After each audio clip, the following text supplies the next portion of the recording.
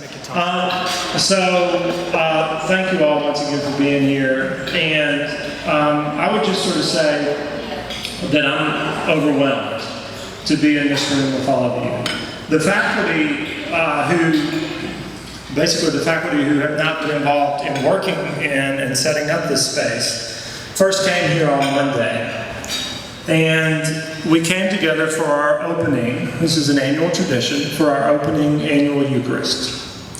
After weeks of punch lists and moving furniture and heated conversations about the appropriate height of sinks for pre-K3 students, I couldn't help but be overwhelmed as I sat in this space with the faculty here. We sang our opening hymn, Joyful, Joyful. And the sun was rising through the windows, and 180 voices rose with it in this amazing room. And it felt like both a culmination and a new beginning. I heard the final couple of lines anew of that hymn. They are, teach us how to love each other, lift us to the joy divine. Teach us how to love each other, lift us to the joy divine. So I want to let you sit with those lyrics for a second, and I'll come back to them in a bit. This has been a school-wide campaign, and it's going to impact students on both of our campuses. And you'll see the Discovery Center in a bit, and the Lower School renovations. But here we are in this incredible Early Childhood Center. So I thought I might talk a little bit about why this facility for this age. So the national trend is an increased focus on early childhood. Quality early childhood is what you always see written. Early childhood is frequently mentioned in the Times and the Wall Street Journal editorial pages. 3 states now have universal pre-K programs, and other states, almost every other state, is in some way wrestling with how to fund this very important thing. Back in the 80s in Mississippi, we were having a heated conversation during Governor Winter's administration about universal kindergarten. That conversation is going to happen with regards to pre-K nationally. And I think in many ways this facility is sort of in anticipation of that wave. One of the reasons that educators and policymakers are so excited about pre-K is not just because the kids are cute, but they are, and they're funny. It's because this is an age of immense opportunity. I was at a Learning in the Brain conference last year, which is sort of the preeminent conference that deals with new understandings about the way the brain works. And the 2 topics that were discussed most frequently were pre-K and adolescence. That's true because those are the 2 times in our lives when our brains are the most plastic. So you and I, we can keep learning for the rest of our lives, and it is very much the case that we want our St. Andrews students to be lifelong readers and lifelong learners. But the learning that we're doing, and I mean no offense right now, I'm going to borrow a construction metaphor, we're painting the walls, right? This is cosmetic stuff that we're doing to our brains.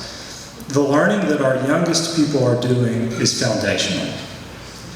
What kind of building is going to be built? Where are the walls going to be? The types of learning that our youngest students do is so important.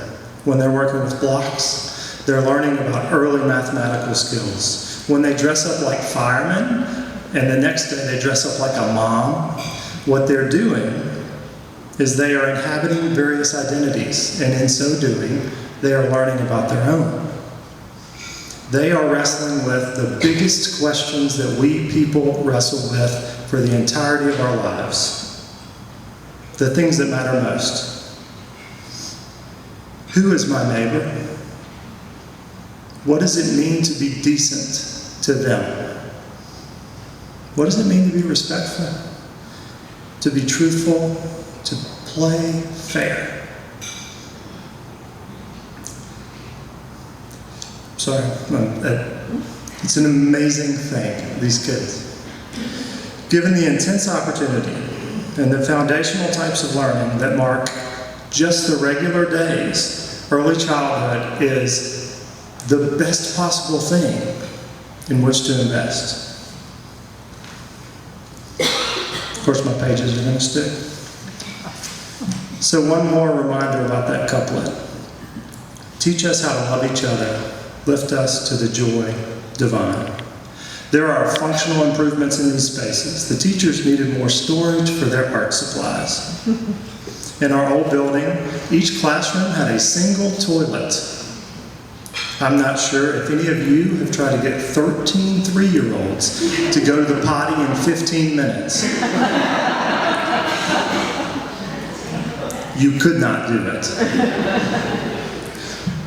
The bathrooms will impact their days in real ways, but I think this center matters for more than practical reasons. Early childhood should be about creativity and joy.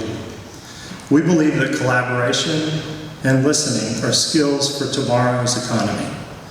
So these spaces were built with that in mind. We have shared hallways for thematic units. We have shared porches, shared multipurpose rooms. We want students to be interacting with each other in as many different contexts and at many different times. We wanted to foster creativity, so those touches of whimsy that you all smiled about as you came through this space, the Lego wall, the fact that you can slide down to the playground, the lofts. Those are the types of creative flourishes that we want to honor and cultivate in our students. Tim talked earlier about the perspective and the fact that I get down on my knees or I lean down when I talk to students. I'm not sure if you noticed, but the outdoor classrooms have windows that would be impossible for me to look through. If we are trying to teach our students, and to quote from Dr. Seuss, a person is a person no matter how small. If we are trying to stress to our students that, what better symbolic way to do that than to make windows their size? Above all else, we want to open our students up, literally and figuratively, to the wonders of the world. Have you seen these windows? They are much more impressive in the daytime.